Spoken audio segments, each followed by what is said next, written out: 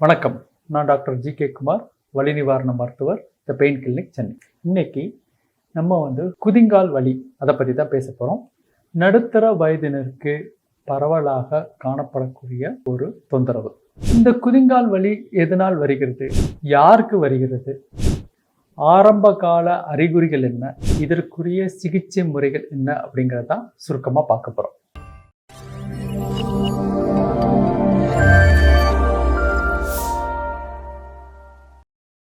Heel pain, அதான் குதிங்கால் வலி அப்படிங்கிறோம். முக்கியமாக 2 காரணத்தினால் வருகிறது. ஒன்று பிளான்டார் ஃபேசியேட்டிஸ். இந்த குதிங்காலில் ஒரு சவ்வு இருக்கிறது, ஒரு குஷன் மாதிரி இருக்கும். அந்த குதிங்கால் எலும்பை குஷன் மாதிரி இருக்கும். அது பின்னங்கால எலும்புலேருந்து முன்னங்கால் எலும்புக்கு போகக்கூடிய ஒரு கனெக்ட் பண்ணக்கூடிய ஒரு சவ்வு. அதில் ஏதாவது பிரச்சனை ஏற்பட்டால், அந்த குஷனில் ஏதாவது பிரச்சனை ஏற்பட்டால் அதை பிளான்டார் ஃபேசியேட்டிஸ்ங்கிறோம். இது ஒரு காமனாக குதிங்கால் வலிக்கு ஒரு காரணம். 2வது காரணம் இருக்கிறது, கணுக்கால் குருத்தெலும்பு வளருதல். அந்த கடைசி கணுக்கால் உள்ள எலும்பு ஒரு குருத்தெலும்பு மாதிரி ஒரு வளர்ந்து, அந்த எலும்பு அதிக அளவு உராய்வதாலும் அடிக்கடி பிரச்சனை ஏற்படுவதால் இந்த குதிங்கால் வலி வருவது வாய்ப்பு இருக்கிறது. ஸோ 2 காரணங்கள், ஒன்று பிளான்டார் ஃபேசியேட்டிஸ், 2வது கால்கேனியல் ஸ்பர் எனப்படும் குதிங்கால் குருத்தெலும்பு வளருவதால் வரக்கூடியது. இது 2மே எதனால் வரக்கூடியது என்றால், இந்த பாதங்களில் ஏற்படும் சில பிரச்சனைகள். நார்மலாகவே தட்டை பாதம் உள்ளவர்களுக்கு இந்த குதிங்கால் வலி வருவதற்கு வாய்ப்பு இருக்கிறது. இதில் ஏதாவது ஒரு காரணம் ஏற்படும். ஒன்று பிளான்டார் ஃபேசியேட்டிஸாக இருக்கலாம், அல்லது கால்கேனியல் ஸ்பர்ராக இருக்கலாம். எல்லா குதிங்கால் குருத்தெலும்பும் வலிகளை உண்டு பண்ணுவதில்லை. அது அடிக்கடி தேய்மானம் அடைந்து பிரச்சனை ஏற்படுவதால் மட்டுமே நடைபெறும்.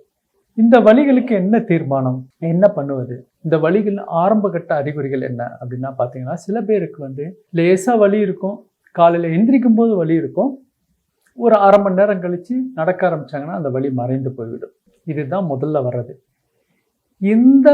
இது ஏன் நான் சொல்கிறேன் அப்படின்னா, இந்த நிலைமையில் அதை எளிதாக சரி செய்து விடலாம். என்னென்ன சிகிச்சை முறைகள் இருக்கின்றன?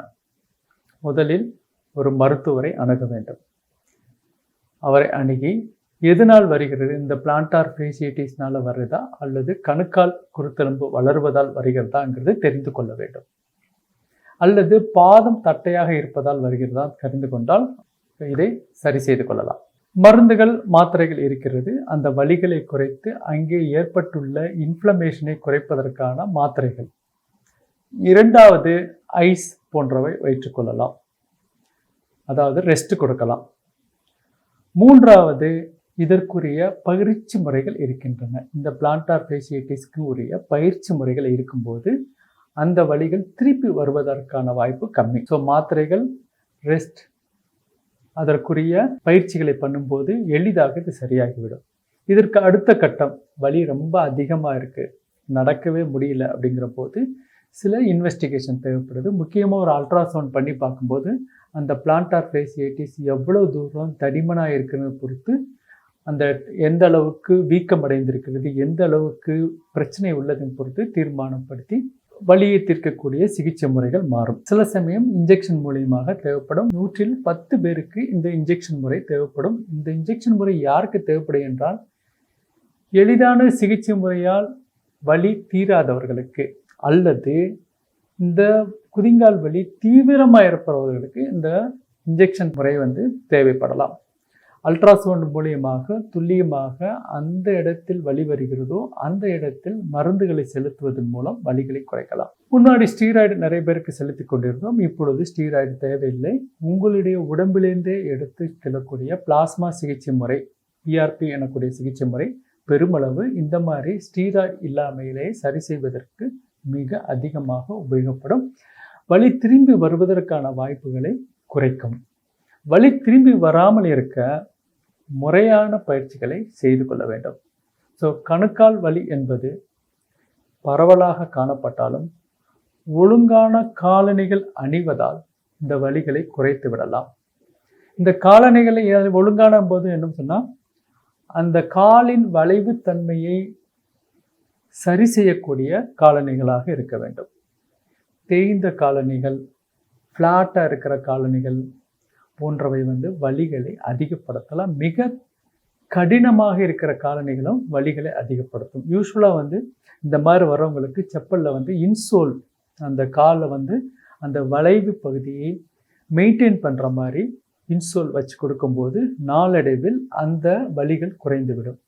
ஸோ சிகிச்சை முறை என்பது வலியின் தன்மையை பொறுத்து மாறும். பொதுவான சிகிச்சை முறை ரெஸ்ட், மாத்திரைகள், பயிற்சிகள். தீவிர வலிகள் உள்ளவர்களுக்கு இன்ஜெக்ஷன் மெத்தட் வந்து தேவைப்படலாம். அது 100ல் 10 பேருக்கு மட்டுமே தேவைப்படும். இந்த வலிகள் திரும்பி வராமல் இருக்க முறையான பயிற்சிகள் மிக அவசியம். நன்றி, வணக்கம்.